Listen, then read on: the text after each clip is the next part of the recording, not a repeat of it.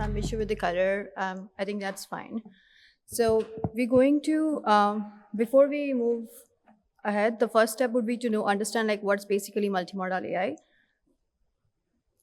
So as we know, like AI is evolving pretty fast. So right now it's not just about the text alone or any image alone. It's about combining all of them together and then getting the output. So here what we can see here is like now the models that we are using currently is not just like a text-based model or vision-based model or speech-based models. It's basically the combination of text, vision, and speech. And we want a model which can use all these three components and then give us an output based on that, instead of handling each of this input stream individually. So here our main goal is to explore like what are the methods that allow us to do so and what are the complications that we face when we are combining all these three different modalities together. So the first part is, why do we need multimodal AI? Why can't we just do using just a similar a model which can handle each of the component individually and then combine them together? So one of the problem is like, let's see if there is a cat on a, right now here, cat is sitting on a couch. So if we just use a vision model, the vision model might be able to understand, okay, so there is a cat in the image. But if there is a sub-caption given, if we want to give a more accurate caption to this image, just giving there's a cat is not sufficient enough. And these days, earlier it was fine to just recognize, okay, that's a cat, that's a sofa, or that's a couch. But right now, I think it's not capable enough to do it. So that's why we need more descriptive analysis of the image that we are seeing to create a caption of it. So as we can see here, it just not only seeing like there is a cat, it's also pointing towards like the cat is sitting on a couch. Also, if there is a more elaborative image, could be like if cat is sitting on a couch which is beside a window or something, it should be able to recognize that it's a sunset time or a sunrise time. So making all those descriptive captioning is what I think the demand of the time right now. So that's where the multimodal AI comes in. So it's designed to process multiple types of data at the same time. So let me give you some examples in the real world, like such as recommender system. In recommender system, we just don't combine just the text or just the caption or just the user behavior. It's combination of all these things. It's combination of the video content they're liking. It's combination of the captions that they have seen or the behavior. So it's not just one thing. And especially the generative AI being here, like it's not enough to just give a description which is not completely gathering or collecting all the information in the image or regarding the image or the audio. So the first benefit of using multimodal AI here is that it's making more context awareness, it's creating more context awareness, it's better able to generalize it, and it has much more richer output compared to using a single model individually. So now coming to like what are the optimization challenges? So when we are talking about combining these three, obviously there's a lot of benefit to it, but it comes with a price. So first of all, not all the modalities has the similar way or equal way to analyze by the model. So for say like modality imbalance. So in some text, we might have more information about, for say if we are looking for a summary of a paragraph, in that case, the text might have much more information, but if we just see an image or something to describe a caption of an image, it's not completely the whole information. So in this case, in some modalities, it carries much more semantic value than the others. For instance, like when we have the one I explained earlier, the text image might not capture like the background was green in color or something like that. But when we take an image of this, we can see like there's a slight shade of green over here. But when we write a text about it, we might not mention those things here. The second part is redundant information. So for say if we have an image and then we have a caption of that image. So in that scenario, we are giving a model's same information maybe more than once. For say if we have an image of a cat and then we have another caption which is about like the cat is sitting on a couch. So we are giving the same information to the model twice. So that comes to the computational load. So if we are having a redundant information through an image or through a text or through a speech to the same model multiple times, that might cause to increasing the computational load to the model. So, and the last one is synchronization. So sometimes it happens is like your speech might not be sync with the image or the video that you are saying. So for say example, we have a video and with a transcript of video which you see on YouTube, and sometimes the transcript that you see or caption that you see on YouTube is not synced with what the speaker is actually saying there. So these are like some of the challenges that comes when we are handling the multimodal models. Now, so what are some of the efficient model architectures? So let's talk about some of the architecture which are pretty famous right now. The one of them is early fusion, where we combine the text and image before we pass it to the model or pass it to the joint encoder. So here, this model has already learned about combining the text and image. Some of the example for this would be like Flamingo or Clip model. This actually does the early fusion part. The next part is where we have late fusion. So we have a encoder for each of the tasks. Here I have just kept text and image, but we can have text, image, and speech as well. So for text, there will be one encoder. For image, there is one encoder. And then we have the text encoder images, text image encoder, and then we pass it to the model, so which is like the late fusion. And then another part is hybrid, which is pretty famous in handling generative AI problems, is we have text encoder, we have image encoder, and then we have a cross attention, which is actually any transformer that you can use there. And then we have a decoder. So this is the hybrid approach that is the best for both the worlds. So here, what cross-attention mechanism is, it's making the hybrid fusion possible by allowing like a dynamic interaction between the modalities layer by layer.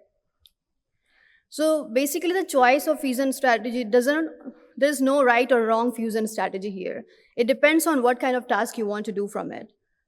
The architecture you can make can either help you make the performance much more efficient, or it might deteriorate your performance. So it depends totally on the task that you are trying to do, using which of the architecture suits best for your task.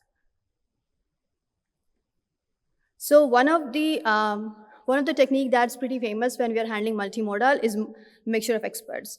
So mixture of experts is a popular architecture which has evolved over a time. Earlier, the mixture of expert is not something very new. It was developed in early 20s, early 2000s, but I think it did drop. It didn't get that famous during that time as it is now, based on the model that we have currently. So in this architecture, one of the good part about it is like we don't have each of the layer to be working at all the time. So for every specific task, we have activated experts.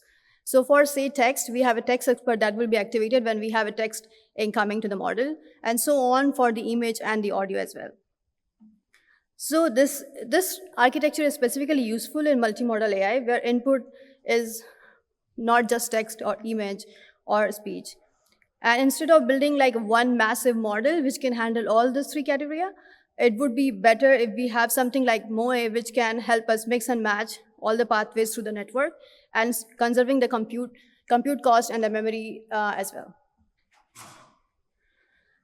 The reason why it's able to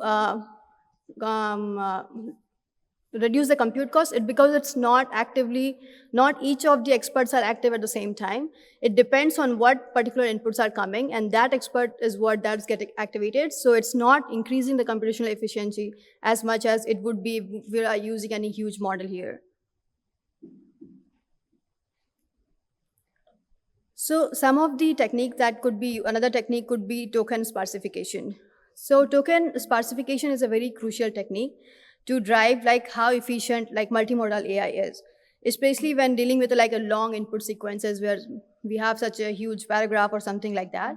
So in this case, not all the tokens in the text would be contributing equally to the final output. Some of them are like thinking words, such as is a thinking word as well.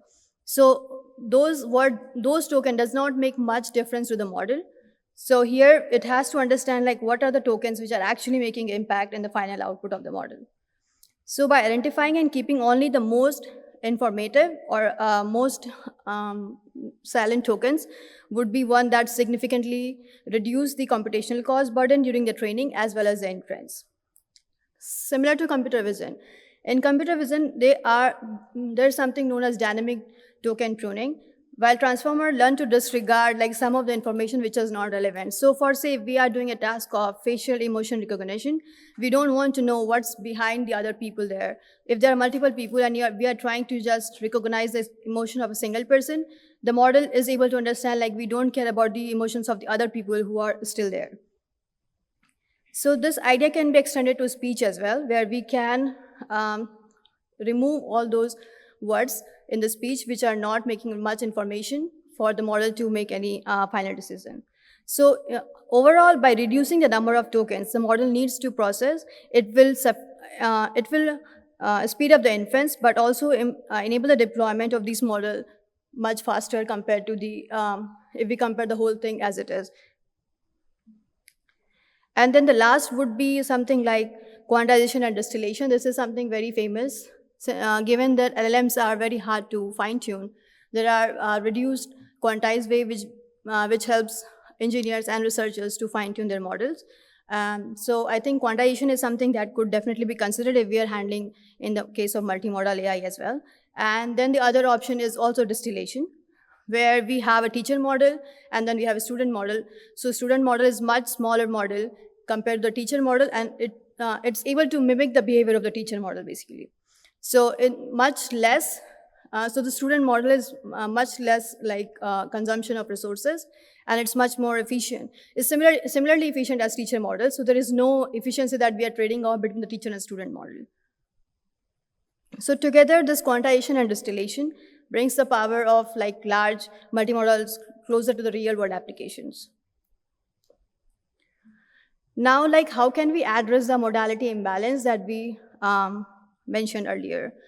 So this is something like, this is something that's a trade-off that we have to make. So some of the thing is we make sure that initially that modality imbalance is a very trickier challenge in multimodal AI. And one modality tends to dominate the learning process. For say, if we have an image and a speech, in this case, model tends to be more taking more information from the image compared to the text. So this is very tough to make the model understand, like they should prioritize speech and the image at the same level. So if we have a model that has a dominant modality, say text or say image, so it is ignoring lot of valuable information that might be coming from the other source of the modality. So there's something called as adaptive weighting based on modality relevance. So here what we can do is, if we think like our image has much more value compared to the text or the image, we might tend to have a higher weight for the image compared to the other two modalities. So, and then coming to some of the real world applications, so generative AI, stable diffusion, and then autonomous system, these are all the example of multimodal AI that we see together. And finally, some of the future direction that we can think of is integrating the real-time multimodal streams, because right now we are doing a lot of multimodal works which are in the background part of it, but we don't have much in the real-time serving. But this is something that we can bring based on the techniques that I mentioned earlier. And then also leveraging a memory augmented architectures. And neurosymbolic reasoning is something that's getting quite popular these days, which can also help us reduce the capacity of the neural networks and make the decision much more precise and symbolic logic. And finally, we are seeing the edge optimized models, which are AR and VR models, which are again the edge optimized version of the multimodal models. So finally, concluding to the key takeaways here is multimodal AI gives us a much more richer, more human-like understanding by integrating vision, language, and speech, but this richness comes with a complexity. And then to tackle this, we explored some core optimization techniques like mixture of expert, token sparsification, quantization, and so on. And we have seen how this approaches translate into impactful real-world application, from recommender system to generative AI and for multimodal search engines as well. And most importantly, we have touched the future possibilities, such as making it more in the live streaming part and more dynamic, real-time, and much more memory enhanced. So that was my time. Thank you all for being here for part of this session. I'm looking forward to any questions.